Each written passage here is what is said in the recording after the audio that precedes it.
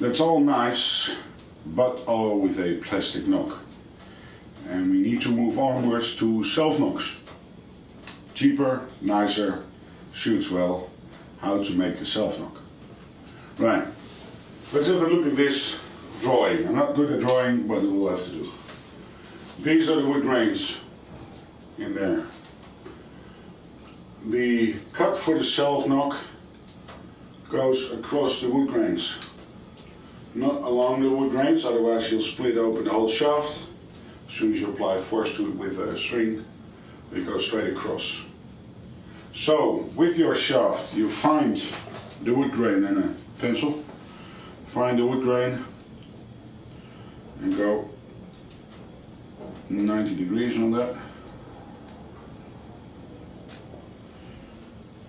Right, create a marking there. Put it in the vise again.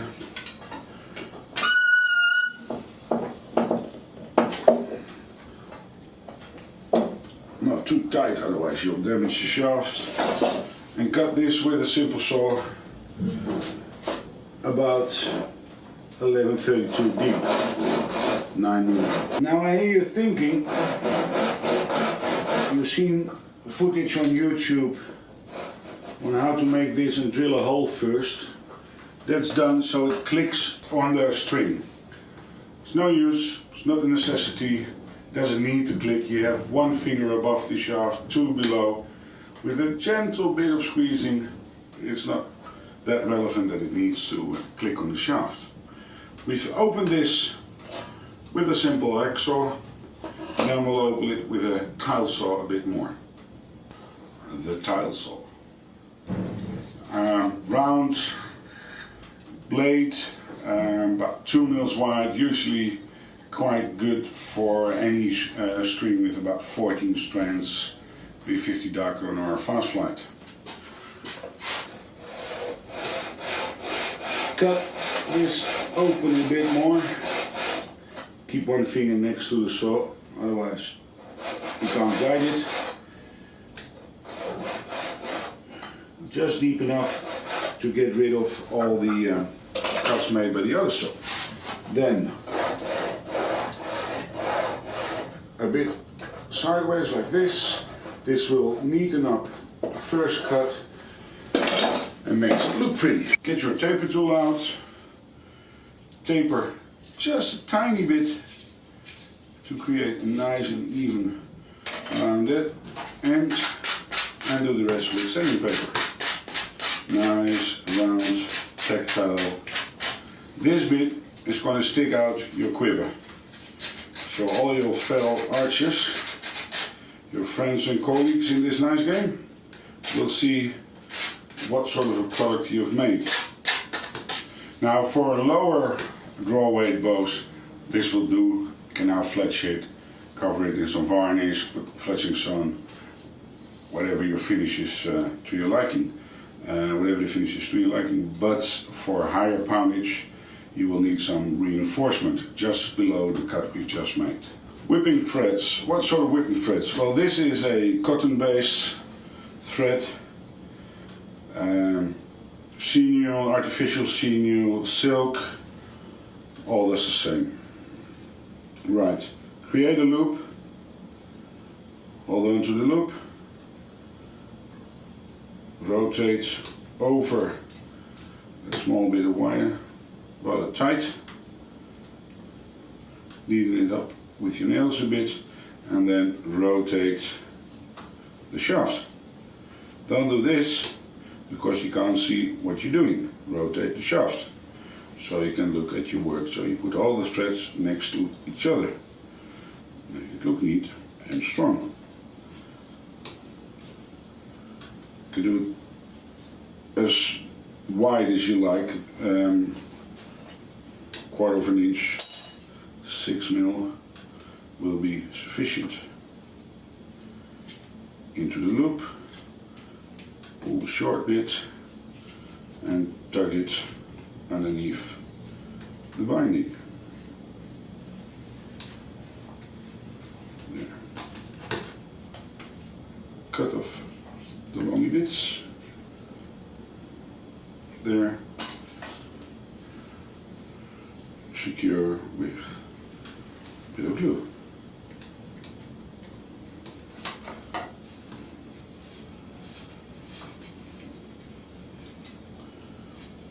Just below, almost touching the cut you've just made. That will prevent the shaft from splitting.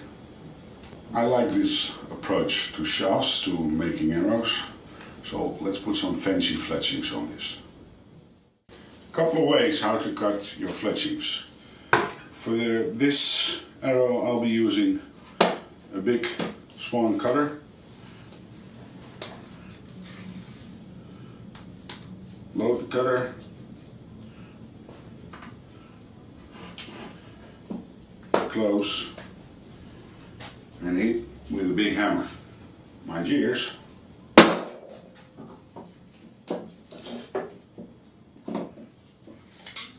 One cut fletching.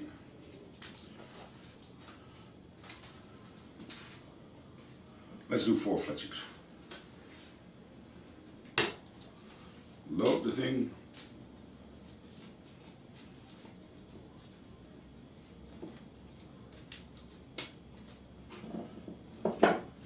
Mind your ears. You will use other ways to cut fletchings.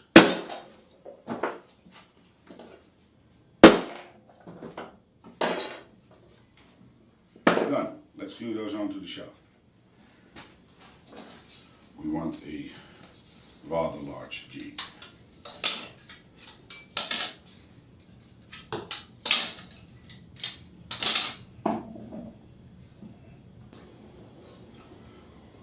Put it in there, hold that in place.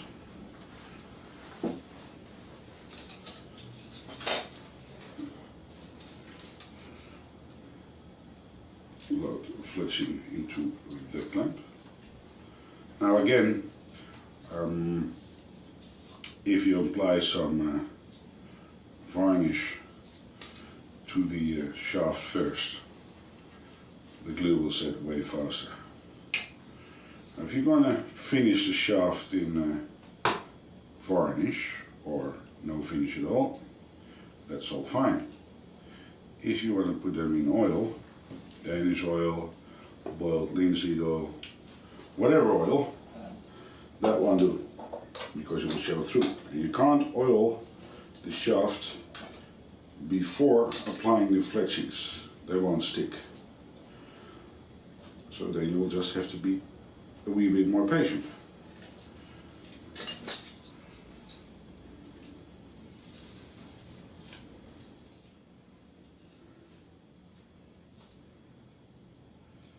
Again, apply just a tiny bit of glue. If you hold that to the light, you'll see if or if not the glue tacked everywhere.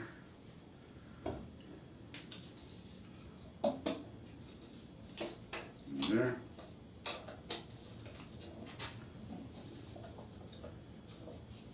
Squeeze in the center.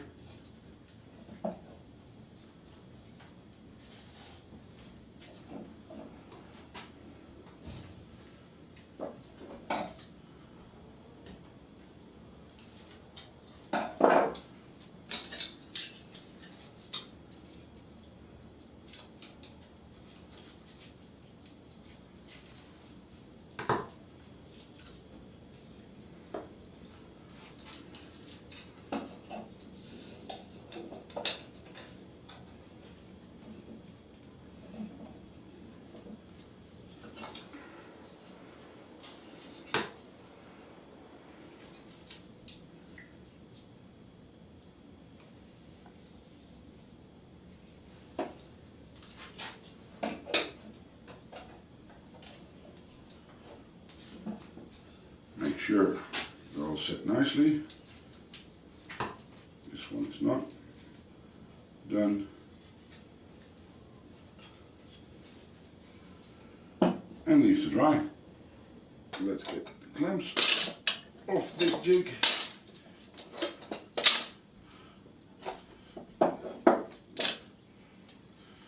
Nice.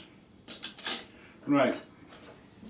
After taking the clamps off, we need to trim the fletchings, so the front bit is cut in an angle, so it's easier to put the whipping thread over the beginning of the fletchings. So we need to trim them so they're all the same length and nice at an angle, so we can get a smooth transition between the shaft and the fletching. Now we need to trim the hind side of the fletchings too.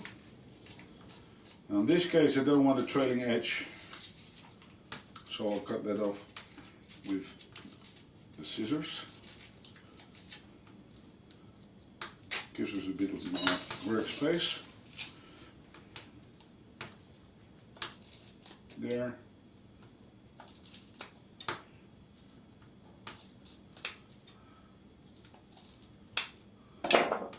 So this is how it looks so far. Whipping thread, in this case nice red silk. Rather thin, so it makes that I need to rotate the shaft quite often, but it also makes for a very nice and neat appearance.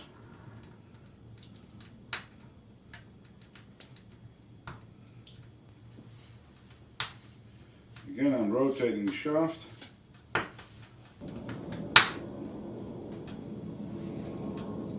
That fire is buzzing away.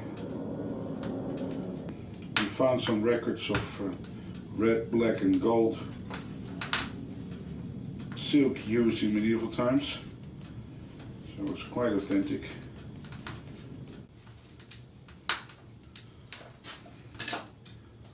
Cut the excess bit off.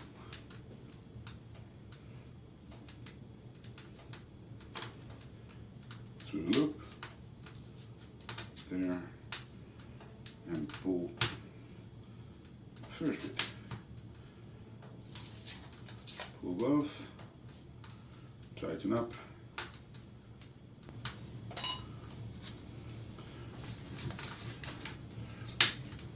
Secure with a bit of glue.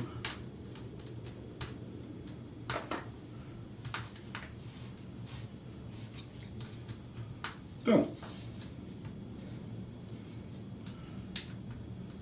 Made simple. As you can imagine, we only have limited amounts of time and data capability on the DVD you're now watching. I'd like to put a bit of hind and whipping on the shaft as well, but I won't do that on screen since there's no time.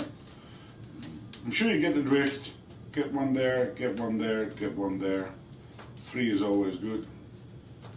And ready to go. Made easy.